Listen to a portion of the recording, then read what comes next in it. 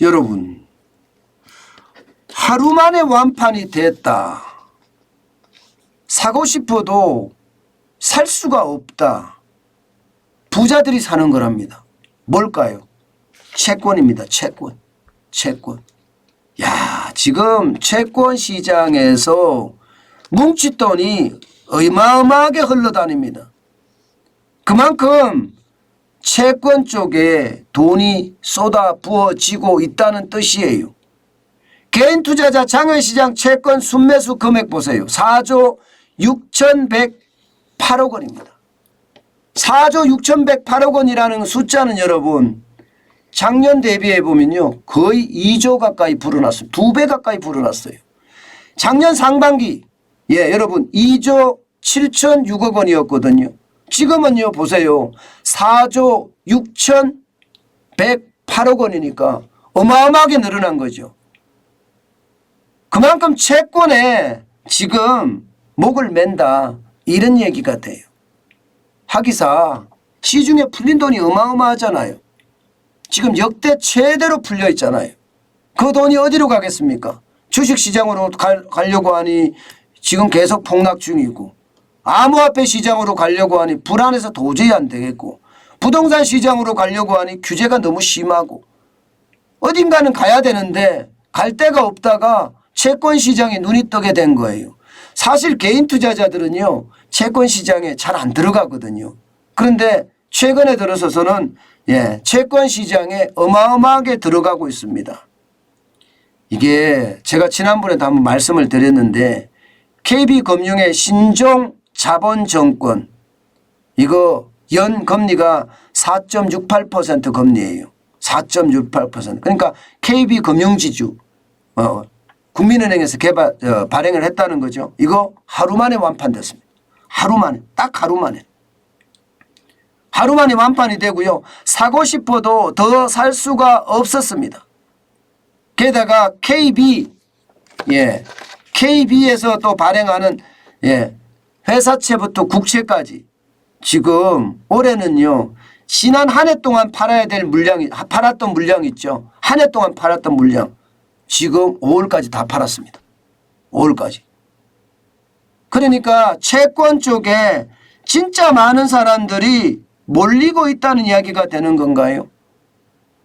사실 여러분 이게 채권 시장이라는 게 회사채, 금융채 그리고 국채예요. 가장 안전한 것은 국채죠. 그죠?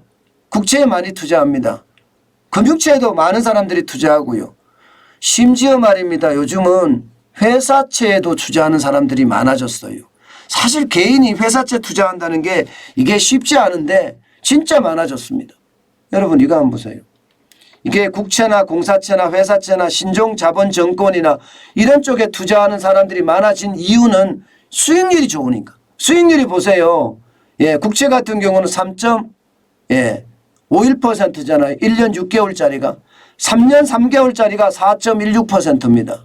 공사채 이게 공사채 한전이라든가 이런 데서 내는 사채를 말하는데 공사채도 4.24%고요. 4.26%가 있습니다. 회사채는 좀 더 많겠죠. 아무래도 적게는 1년짜리가 3.70%고요. 1년 5개월짜리는 4.24%, 2년짜리는 4.56%입니다. 3년짜리는 4.69%고요. 신종자본증권 같은 경우도 2년 8개월짜리가 4.46%고요. 많게는 4년 11개월짜리 경남은행에서 조건부로 발행한 사채인데 이거는 4.95%입니다. 이게 글자가 좀 작아서 잘 안 보이실 텐데요. 그만큼 말입니다. 많은 사람들이 그것도 부자들이 채권 쪽에 많이 몰린다는 사실이에요. 근데 채권도 여러분 이게 생각보다 채권이 어렵습니다. 쉬운 것 같아도요. 왜냐하면요. 금리 많이 준다고 이게 무조건 이자가 많이 나오는 건 아니거든요. 왜냐하면 액면가가 채권의 액면가가 떨어질 수도 있으니까요. 금리가 올라갈 때는요. 채권 액면가가 떨어집니다. 그래야지 사줄 거 아니에요. 채권을 발행을 하는데 액면가를 싸게 해줄게 사. 내가 금리 많이 줄게 사. 이렇게 되는 거잖아요. 그렇기 때문에 채권은 위험도도 있습니다. 그런데도 불구하고 많은 사람들이 국채에 몰리고 공사채에 몰리고 금융채에 몰린다는 것은 돈이 갈 곳이 없다는 뜻이에요. 돈이 갈 곳이 없다. 그러니까 많은 사람들이 야 지금 만약에 채권을 좀 배워서 채권을 내가 해봐야 되겠다 그런 생각도 하는 것처럼 보입니다. 여러분들도요. 저는 회사채를 투자해라 이런 이야기 잘 안 합니다. 회사채라는 게 언제 어느 때 어떤 일이 벌어질지도 모르니까요. 옛날에 동양그룹 사태 다 보셨잖아요. 예, 회사채 발행해 놓고 회사가 굉장히 위험한 상태인데 회사채 발행해서 걷어들여 놓고 파산하고 이런 거 말입니다. 그런 경우가 있을 수 있거든요. 그러나 금융채나 예, 또 국채는 한 번쯤 볼만합니다. 예, 내 자산이 너무 많아서 안전하게 좀 운영을 하겠다 이러면 예, 이게 예, 금융채나 국채 쪽도 한 번쯤 들여다보는 것도 저는 필요하다고 생각해요. 그런데 중요한 것은요. 여러분 가장 중요한 것은 공부를 하고 해야 돼요.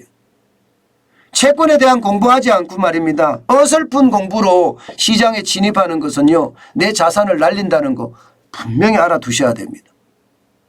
과거에 펀드를 하면 다 돈이 되는 줄 알았어요. 저는 그런 생각을 했거든요.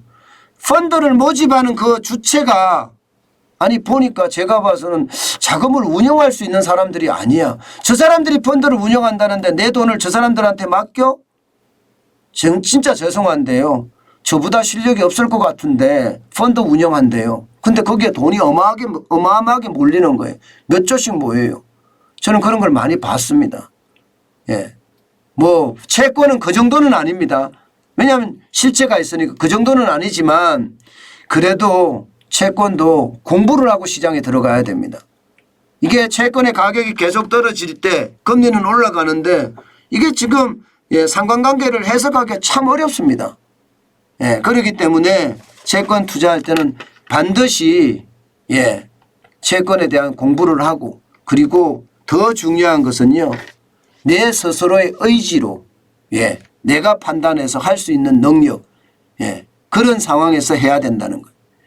누가 투자해라 해서 투자하는 것은 바보 같은 짓입니다. 아시죠? 예, 그것은요 자기 역량이라는 게 있기 때문에 다 다릅니다. 예, 다 다릅니다. 그래서 투자할 때는 꼭 공부를 해서 내가 의사결정을 하고 투자를 한다. 그런 생각 반드시 하셔야 됩니다.